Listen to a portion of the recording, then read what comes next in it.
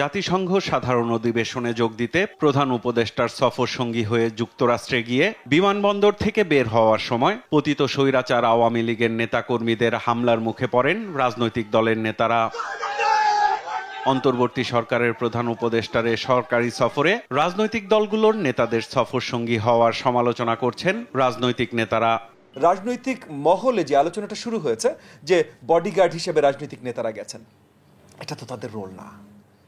দ্বিতীয়ত, সরকারের পক্ষ থেকে কিছু আলোচনা এসছে যে বিশ্বকে দেখাতে চায় আমরা সবাই একত্রিত আছি। একত্রিত দেখানোর জন্য রাজনৈতিক দল নিয়ে যাওয়ার দরকার নেই তো। যে মাননীয় প্রধান উপদেষ্টা এগেন ওনার প্রোটোকল সেরকমই থাকবে, উনি সরকার প্রধান, কিন্তু তারপর ওনার প্রোটোকলেই তো ইনারা গেছেন, তাহলে ইনারা কেন ডিমের খোসা খেতে হলো? একই সাথে বাংলাদেশ জামাত ইসলাম, বাংলাদেশ জাতীয়তাবাদী দল আর এনসিপি কিভাবে গেল? এনসিপির দলীয় পরিচয় তো এখনো নাই। তবে প্রধান উপদেষ্টার জাতিসংঘ সাধারণ অধিবেশনে যোগ দেওয়ার মতো গুরুত্বপূর্ণ সফরে রাজনৈতিক দলের প্রতিনিধিদের সঙ্গে নেয়াকে ইতিবাচক হিসেবে দেখছেন বিএনপির স্থায়ী কমিটির সদস্য মেজর অবসরপ্রাপ্ত হাফিজ উদ্দিন আহমদ বীর বিক্রম। যারা একটি গণতান্ত্রিক পরিবেশ ফিরিয়ে এনেছে, যারা মাফিয়াতন্ত্রকে বিদায় করেছে, তাদেরকে নিয়ে আগামী দিনে সরকার গঠিত হবে।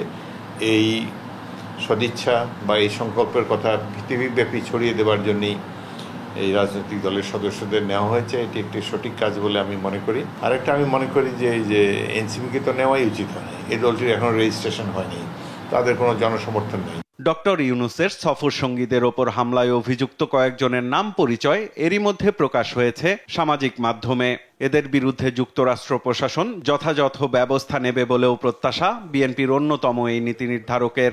আওয়ামী লীগ এই ধরনের সন্ত্রাসে অভ্যস্ত, তারা দেশকে তো ধ্বংস করে গিয়েছে, এখন বিদেশেও তাদের ধ্বংসলীলা দেখাবার জন্য তারা তৎপর। আওয়ামী লীগ যেহেতু নানান ধরনের কোন্দল এবং অপকর্মে লিপ্ত, সুতরাং এদের কাছ থেকে বাংলাদেশের নাগরিকদের প্রোটেকশন দেওয়ার জন্যে যুক্তরাষ্ট্রের সরকারের ব্যবস্থা নেওয়া উচিত বলে আমরা মনে করি, এবং এই ক্ষেত্রে আমাদের যে সেখানে দূতাবাস আছে তাদের প্রয়োজনীয় ভূমিকা রাখা উচিত। সাইফুল রিপন, দেশ টিভি, ঢাকা।